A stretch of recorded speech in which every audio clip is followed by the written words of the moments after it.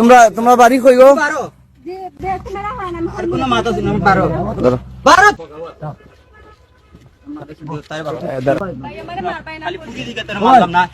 এদিকে আসো।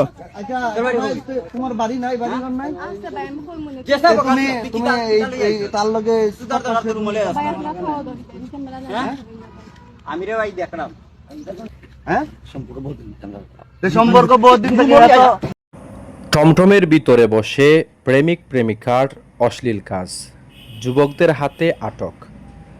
সিলেটের জাফলং চা বাগান প্রকৃতির অপরূপ সৌন্দর্যে ঘেরা এক পর্যটন এলাকা, কিন্তু সেই সৌন্দর্যের মাঝেই ঘটেছে এক অপ্রত্যাশিত ঘটনা যা নাড়িয়ে দিয়েছে পুরো সিলেটকে।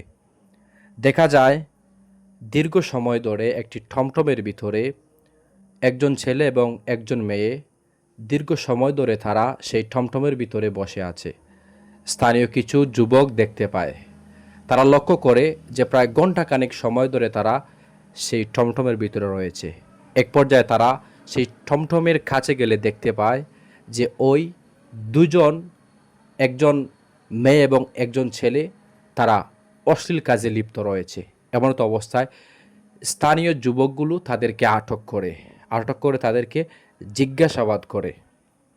জিজ্ঞাসাবাদে জানা যায় ওই ছেলে হচ্ছে ওই মেয়ের প্রেমিক, ছেলে আবার হচ্ছে টমটম চালক। দীর্ঘদিন ধরে তাদের রয়েছে প্রেমের সম্পর্ক। এক পর্যায়ে সেই চালক বলে ওই মেয়ে হচ্ছে তার প্রেমিকা, কিন্তু দেখা যায় ওই চালকের বয়সের তুলনায় মেয়ের বয়স হচ্ছে প্রায় অর্ধেক।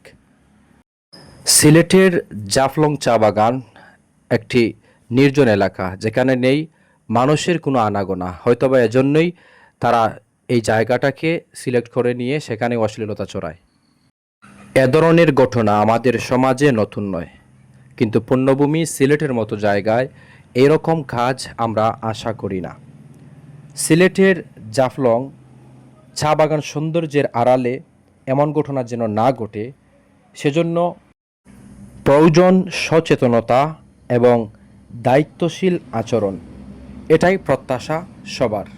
ভিডিওটি সামাজিক মাধ্যমে ভাইরাল হবার পর সেই বিষয়ে প্রত্যেক মানুষের রয়েছে ক্ষোভ, এবং সিলেটের মতো জায়গায়, বিশেষ করে পর্যটন এলাকা জাফলংয়ের মতো জায়গায় এগুলো কখনোই মানুষ কাম্য করে না। কখনো এরকম অশ্লীলতা কেউ আশা করে না। এজন্য স্থানীয় মানুষদের সচেতন হতে হবে, প্রশাসনদের আরও দায়িত্বশীল হতে হবে, যাতে এরকম কেউ সিলেটের মতো জায়গায় অশ্লীলতা ছড়াতে না পারে, সেদিকে লক্ষ্য রাখতে হবে। এটাই আশাবাদী সিলেটের প্রত্যেক মানুষ এবং জনগণ।